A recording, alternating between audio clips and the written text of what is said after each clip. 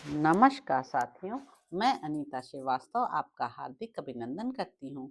श्रीमद् वाल्मीकि रामायण में आज का प्रसंग है महर्षि अगस्त्य का एक स्वर्गीय पुरुष के शव भक्षण का प्रसंग सुनाना। श्री राम प्राचीन काल के त्रेता युग की बात है। एक बहुत ही विस्तृत वन था जो चारों ओर से 100 योजन तक फैला हुआ था, परंतु उस वन में न तो कोई पशु था और न पक्षी ही। सौम्य उस निर्जन वन में उत्तम तपस्या के लिए घूम घूम कर उपयुक्त स्थान का पता लगाने के निमित्त मैं वहां गया। उस वन का स्वरूप कितना सुखदायी है यह बताने में मैं असमर्थ हूँ। सुखद स्वादिष्ट फल मूल तथा अनेक रूप रंग के वृक्ष उसकी शोभा बढ़ाते हैं। उस वन के मध्य भाग में एक सरोवर था जिसकी लंबाई चौड़ाई एक एक योजन की थी। उसमें हंस और कारंडव आदि जल पक्षी फैले हुए थे और चक्रवाकों के जोड़े उसकी शोभा बढ़ाते थे। उसमें कमल और उत्पल छा रहे थे। सेवार का कहीं नाम भी नहीं था। वह परम उत्तम सरोवर अत्यंत आश्चर्यमय सा जान पड़ता था। उसका जल पीने में अत्यंत सुखद एवं स्वादिष्ट था। उसमें कीचड़ नहीं था। वह सर्वथा निर्मल था। उसे कोई पार नहीं कर सकता था। उसके भीतर सुंदर पक्षी कलरव कर रहे थे। उस सरोवर के पास ही एक विशाल अद्भुत एवं अत्यंत पवित्र पुराना आश्रम था जिसमें एक भी तपस्वी नहीं था। पुरुष प्रवर जेठ की रात में मैं उस आश्रम के भीतर एक रात रहा और प्रातः काल सवेरे उठकर स्नान आदि के लिए उस सरोवर के तट पर जाने लगा। उसी समय मुझे वहां एक शव दिखाई दिया जो हृष्टपुष्ट होने के साथ ही अत्यंत निर्मल था। उसमें कहीं कोई भी मलिनता नहीं थी। नरेश्वर, वह शव उस जलाशय के तट पर बड़ी शोभा से संपन्न होकर पड़ा था।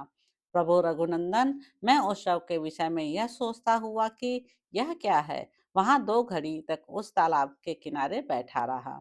2 घड़ी बीतते ही मैंने वहां एक दिव्य अद्भुत अत्यंत उत्तम हंस युक्त और मन के समान वेगशाली विमान उतरता देखा।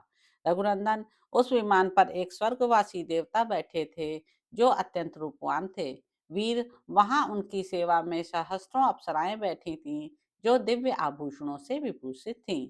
उनमें से कुछ मनोहर गीत गा रही थीं, दूसरी मृदंग, वीणा और पणव आदि बाजे बजा रही थीं। अन्य बहुत सी अप्सराएं नृत्य करती थीं तथा प्रफुल्ल कमल जैसे नेत्रों वाली अन्य कितनी ही अप्सराएं सुवर्णमय दंड से विभूषित एवं चंद्रमा की किरणों के समान उज्जवल बहुमूल्य च्यवन लेकर उन स्वर्गवासी देवता के मुख पर हवा कर रही थीं। रघुकुल नंदन श्री राम तदंतर जैसे अंशुमाली सूर्य मेरु पर्वत के शिखर को छोड़कर नीचे उतरते हैं, उसी प्रकार उन स्वर्गवासी पुरुष ने विमान से उतरकर मेरे देखते देखते उस शव का भक्षण किया।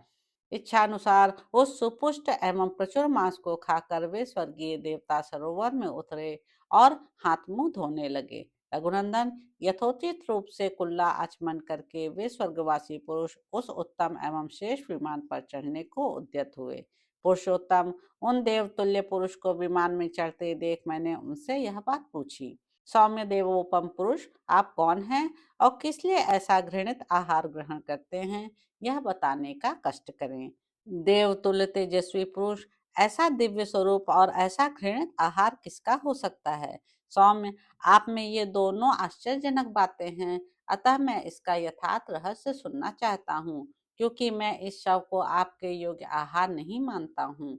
नरेश्वर, जब कौतूहलवश मैंने मधुर वाणी में उन स्वर्गीय पुरुष से इस प्रकार पूछा, तब मेरी बातें सुनकर उन्होंने वह सब कुछ मेरे सामने बताया।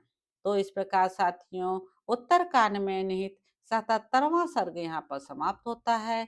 इसके अगले अंक में आप जानेंगे कि राजा श्वेत का अगस्त्य जी को अपने लिए घृणित आहार की प्राप्ति का कारण बताते हुए ब्रह्मा जी के साथ हुए अपनी वार्ता को उपस्थित करना और उन्हें दिव्य आभूषण का दान दे भूख प्यास के कष्ट से मुक्त होना। तो अब आपसे अगले अंक में मुलाकात होगी। मेरे YouTube चैनल संवाद विद अनीता को लाइक करें, शेयर करें, सब्सक्राइब करें। धन्यवाद साथियों।